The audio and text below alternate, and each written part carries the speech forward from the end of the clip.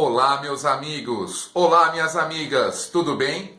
Espero que maravilhosamente bem!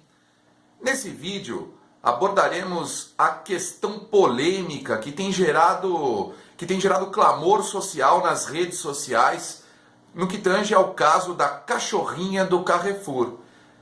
De acordo com relatos de pessoas e também de autoridades, uma cachorra que teria adentrado em uma das lojas do Carrefour, do grupo Carrefour, teria sido envenenada por seguranças e posteriormente teria sido atingida com golpes, com uma barra de ferro. A questão que nós abordaremos nesse vídeo é estritamente jurídica. Portanto, não faremos uma análise apaixonada, sobretudo emotiva do caso, mas na perspectiva, sim, do direito penal, das ciências penais.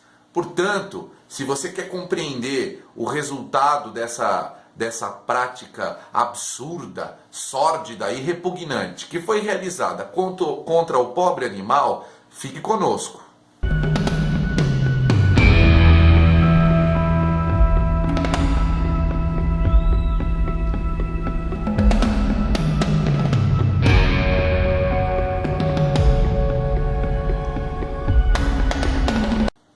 Os animais, a fauna em geral, merece todo o nosso respeito, merece carinho e afeto dos seres humanos. Não devem ser tratados como coisas descartáveis. No entanto, o nosso foco nesse vídeo não será a abordagem midiática, sensacionalista, apaixonada da questão que é referente ao abuso que foi praticado contra aquela pobre cachorrinha na loja do Carrefour. O nosso objetivo é a análise jurídica dessa questão, e jurídica penal.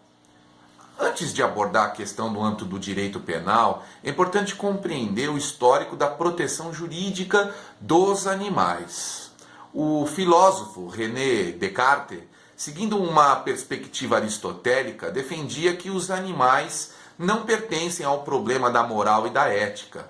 Ele considerava que os animais não tinham uma alma e, portanto, não poderiam ser considerados como portadores de dignidade. Os animais, como meros semoventes, bens que se movem por suas próprias forças, não apresentariam dignidade e, portanto, deveriam servir às necessidades do ser humano, às necessidades do Homo sapiens sapiens.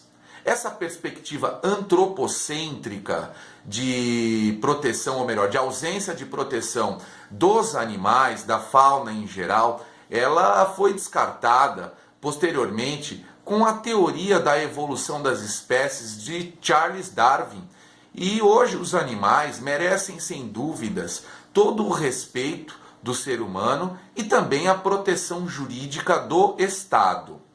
Nós compreendemos, portanto, que os animais têm sim proteção jurídica e atualmente essa proteção jurídica decorre do próprio texto da Constituição Federal. O artigo 225 caput da Constituição trata da necessidade de resguardar-se um meio ambiente ecologicamente equilibrado para as gerações atuais e para as gerações do futuro. Portanto, a fauna que compõe o conceito de meio ambiente merece a proteção. A Constituição Federal foi além. No artigo 225, parágrafo 1º, inciso 7, fez referência à proibição de qualquer ato de crueldade contra os animais. E, portanto, na órbita constitucional, os animais estão protegidos juridicamente. Veja o artigo 225, parágrafo 1º, inciso 7 da nossa Constituição, que expressamente prevê a proibição de qualquer ato cruel contra os animais. Sem falar, é claro, dos inúmeros tratados internacionais que abordam a proteção dos animais.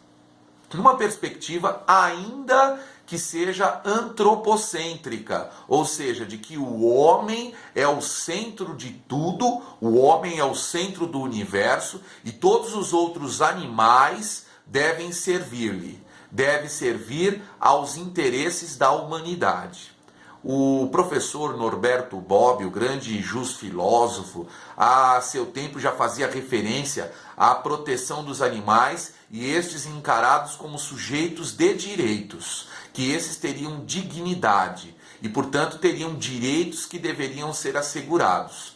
No momento, essa perspectiva de direitos dos animais gera bastante discussão no âmbito dos direitos humanos e do direito constitucional. Nós aqui abordaremos a proteção jurídico-penal. E existe hoje no Brasil proteção jurídico-penal dos animais. A Lei 9.605, de 12 de fevereiro de 98, a lei que trata dos crimes ambientais, faz expressa referência a inúmeros tipos penais que protegem os animais de crueldades e abusos. Mais especificamente, o tipo penal de maus tratos, previsto no artigo 32 da Lei dos Crimes Ambientais, a Lei 9.605 de 1998. Esse tipo penal, como nós vamos ver, pune a conduta de maus tratos com pena de detenção que pode variar de 3 meses a 1 ano e multa. Portanto, há proteção jurídica aos animais e é disso que vamos tratar nessa abordagem.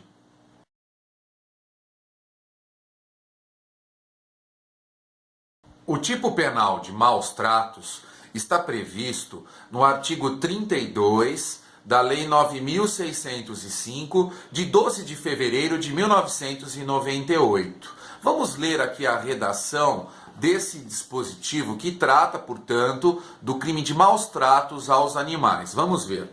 O artigo 32 da Lei dos Crimes Ambientais diz o seguinte: praticar ato de abuso, maus tratos, ferir ou mutilar animais silvestres, domésticos ou domesticados, nativos ou exóticos. Pena, detenção de 3 meses a 1 ano e multa. Parágrafo 1º. Incorre nas mesmas penas quem realiza experiência dolorosa ou cruel em animal vivo, ainda que para fins didáticos ou científicos, quando existirem recursos alternativos. Parágrafo 2º. A pena é aumentada de 1/6 a 1/3 se ocorre a morte do animal. Portanto, essa é a redação do tipo penal do artigo 32 da Lei dos Crimes Ambientais. E para a corrente doutrinária e também jurisprudencial, francamente majoritária, esse dispositivo ele revogou tacitamente a contravenção penal de crueldade aos animais, prevista no artigo 64 do Decreto-Lei 3.688 de 1941, que tratava da contravenção penal de crueldade aos animais. Repito, o artigo 32 da Lei dos Crimes Ambientais revogou tacitamente a contravenção penal de crueldade. É, portanto, uma novatio legis impejus, ou seja, uma lei penal mais rigorosa para os indivíduos autores dessa conduta.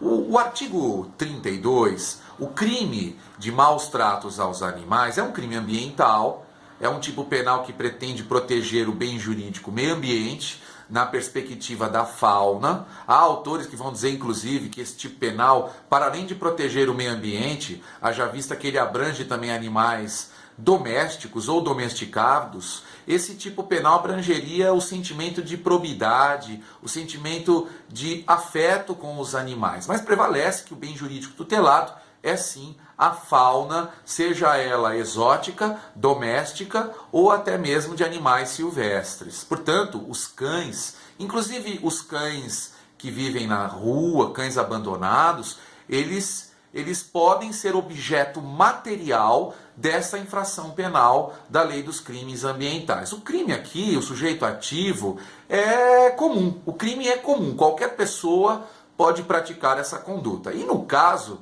da pobre cachorrinha que sofreu a violência na loja do Carrefour, ela, sem dúvidas, aquela conduta do segurança, ela está abrangida pelo verbo ferir, pois ele teria com o emprego de uma barra de ferro, atingido o animal diversas vezes. Portanto, o verbo ferir, que caracteriza o tipo penal, que caracteriza o crime de maus tratos, está evidentemente caracterizado. Alguns autores, como por exemplo o renomado professor Luiz Regis Prado, entre muitos outros, vão dizer que o preceito secundário, ou seja, que a sanção penal combinada no tipo penal de maus tratos violaria o princípio, o postulado da proporcionalidade na perspectiva da proibição do excesso. Haja vista que a pena mínima de detenção de 3 anos ela é mais alta que a própria pena combinada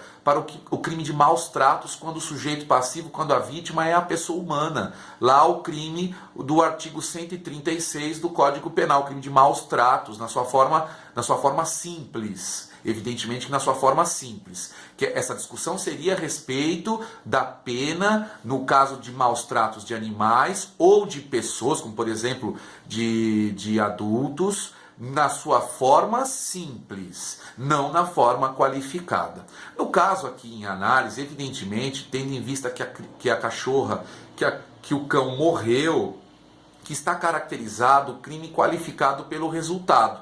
O parágrafo 2º do artigo 32 da Lei dos Crimes Ambientais, ele prevê uma modalidade qualificada pelo resultado, que nós compreendemos que não é apenas préter doloso, ou seja, que o resultado tenha que decorrer ao menos de culpa, nos termos do artigo 19 do Código Penal. O artigo 19 do Código Penal dispõe assim, expressamente: pelo resultado que agrava especialmente a pena, só responde o agente que houver causado ao menos culposamente. Nós entendemos que o parágrafo 2º do artigo 32 é um crime qualificado pelo resultado que abrange o resultado culposo e, sobretudo, o resultado doloso. Por exemplo, se o agente quer matar o animal com a conduta de feri-lo, se a intenção é essa.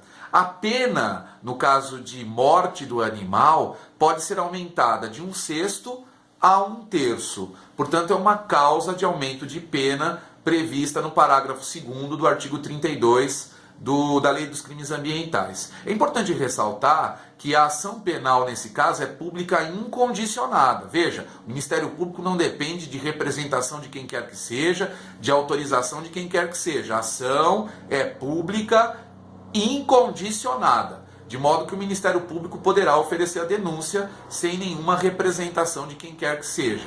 Ainda é importante salientar que o artigo 32 da Lei dos Crimes Ambientais, que ele, sem dúvidas, é abrangido pelo conceito de infração de menor potencial ofensivo. O crime de maus tratos aos animais é uma infração de menor potencial ofensivo. Haja vista o disposto no artigo 98, inciso 1, da Constituição Federal, que prevê a competência dos juizados especiais criminais para o julgamento das causas que envolvam infrações de menor potencial ofensivo. O artigo 61 da Lei 9.099 de 95, combinado com o artigo 2º da Lei 10.259 de 2001, trazem o conceito do que é infração de menor potencial ofensivo. E todas as infrações de menor potencial ofensivo devem ser submetidas aos benefícios e ao julgamento perante o juizado especial criminal. Infração de menor potencial ofensivo é aquela cuja pena máxima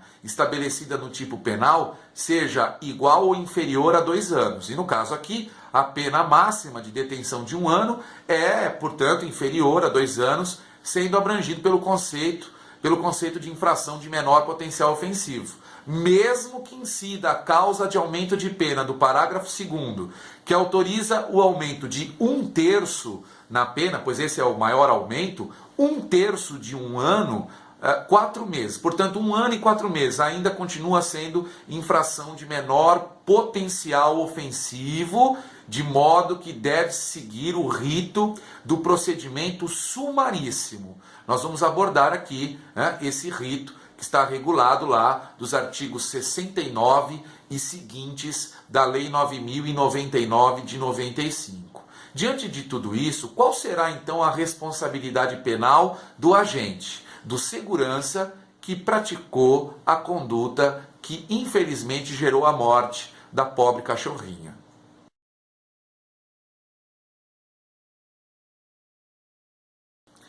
A conduta do segurança do Carrefour ou de uma empresa terceirizada gerou um abalo social enorme. As pessoas, em geral, querem a pena de morte para o segurança que praticou, que em tese, supostamente praticou a conduta. Isso fica evidenciado após a realização de investigação preliminar, de inquérito policial, na fase inquisitiva. Esse procedimento investigatório, remetido para o juiz e depois disponibilizado para o Ministério Público, ele deve ser processado no âmbito da Lei 9.099 de 95. E antes do oferecimento da denúncia, antes do seu efetivo recebimento, o autor do fato ainda não é acusado, pois não há denúncia formulada.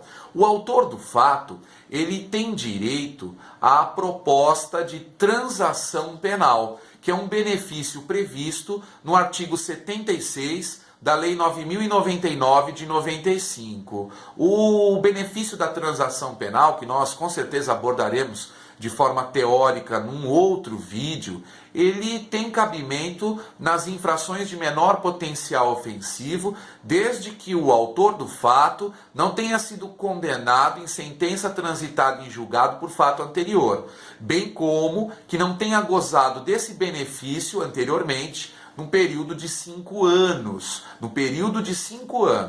Portanto, diante dessas hipóteses, caso o segurança não tenha gozado do benefício, por exemplo, nos termos do artigo 76 da Lei 9.099, sendo a ação penal pública incondicionada, o Ministério Público deverá oferecer a proposta de transação penal em uma audiência preliminar. Essa proposta de transação penal é uma espécie de acordo que o Ministério Público faz com o autor do fato. Ou seja, o Ministério Público propõe a ele, a grosso modo, que se ele cumprir uma pena restritiva de direitos, eventualmente pagar uma multa, ele não será processado criminalmente, não haverá o oferecimento de denúncia. Se o autor do fato aceitar a proposta, o que será homologado pelo magistrado, nesse caso, o processo não prossegue e ele deverá cumprir, então, a transação penal. Repito, ainda que seja chamado pela lei de pena, isso não gera maus antecedentes e só ficará registrado para efeitos de um futuro benefício que esse agente possa ter direito. E nos termos da súmula vinculante 35 do STF, caso o autor do fato não cumpra as condições estipuladas no termo da audiência preliminar, fixadas, ou melhor, propostas pelo Ministério Público e homologadas pelo juiz, aí nesse caso será revogada a transação penal e o processo poderá prosseguir e a denúncia oferecida. Vamos imaginar então que o segurança não aceite a proposta de transação penal ou que ele não faça, que ele não tenha direito a esse benefício. Nesse caso, o Ministério Público terá que oferecer a denúncia. Ele pode oferecer a denúncia e segue lá o rito dos artigos 77 e seguintes da Lei 9.099 de 95. Caso o Ministério Público ofereça a denúncia, estando presentes certos requisitos, nessa denúncia ele pode, inclusive, oferecer a proposta de suspensão condicional do processo. Suspensão condicional do processo é um outro benefício previsto no artigo 89 da Lei 9.099 de 95, e esse benefício tem cabimento para todas as infrações penais cuja pena mínima, abrangidas ou não pela Lei dos Juizados Especiais Criminais, seja igual ou inferior a 1 ano. É o caso aqui do tipo penal de maus tratos, do crime que está sendo imputado ao autor do fato.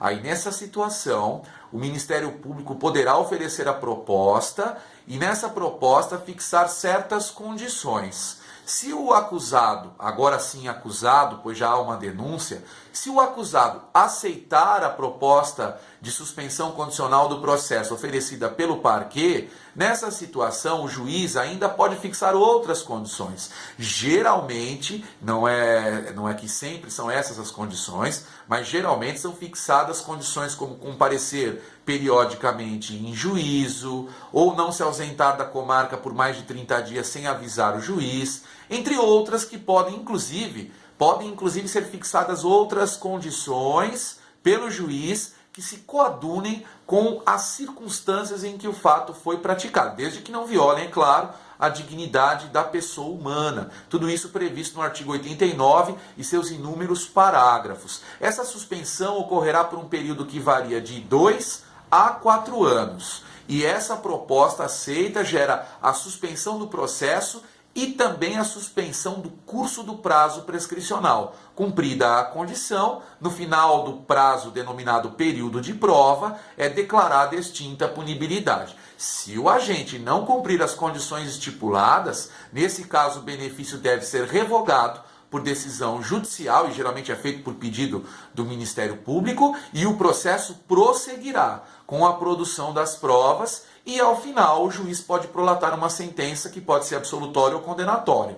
Se a sentença for condenatória, diante da pena que é fixada nesse tipo penal, sem dúvidas que é possível a fixação de pena restritiva de direitos, nos termos do artigo 44 do Código Penal brasileiro. Pode, por exemplo, até ser fixada a pena de prestação de serviços à comunidade ou entidades públicas, como, por exemplo, o sujeito comparecer a programas educativos sobre o respeito e proteção dos animais. Essa pena restritiva de direitos pode ser fixada. O que eu queria deixar bem claro aqui é apenas que, muito dificilmente, veja, dificilmente, quase que impossível, que esse segurança seja preso pela prática do crime de maus tratos de animais.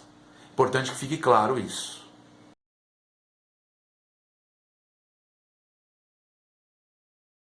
Ainda tem gerado polêmica a respeito da responsabilidade penal da empresa, da pessoa jurídica, do Carrefour. Será que a pessoa jurídica pode responder criminalmente? E, curiosamente, o constituinte originário, no parágrafo 3º do artigo 225, ele tratou, veja, parágrafo 3º do artigo 225 da Constituição Federal, constituinte originário tratou da possibilidade jurídica de responsabilidade penal,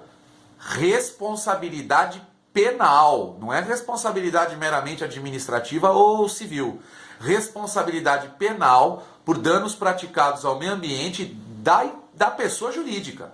A pessoa jurídica poderia responder criminalmente por crimes ambientais. O artigo 3º da Lei 9.605 de 98, ele também prevê a responsabilidade penal da pessoa jurídica, que não impede a responsabilidade penal da pessoa física.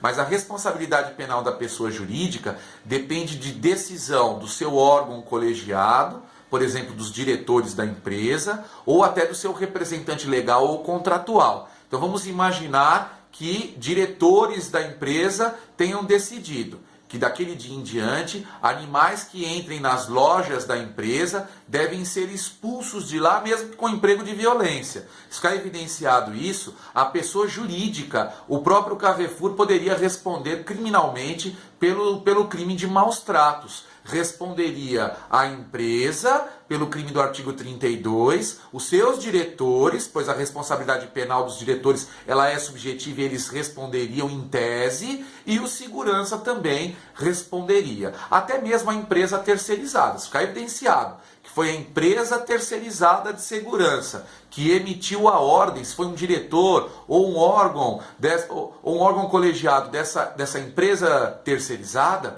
ela também poderá ser responsabilizada penalmente. Mas veja, bem difícil do ponto de vista das provas, do ponto de vista probatório, demonstrar aí que teve essa decisão, que teve essa ordem que foi emanada de uma pessoa jurídica. Se tiver a prova disso, a empresa pode ser condenada. Importante salientar que nesse vídeo nós não abordaremos a discussão referente à responsabilidade penal da pessoa jurídica no âmbito dogmático, pois há autores que discordam e há autores que atualmente defendem, haja vista que o próprio texto constitucional tratou dessa possibilidade.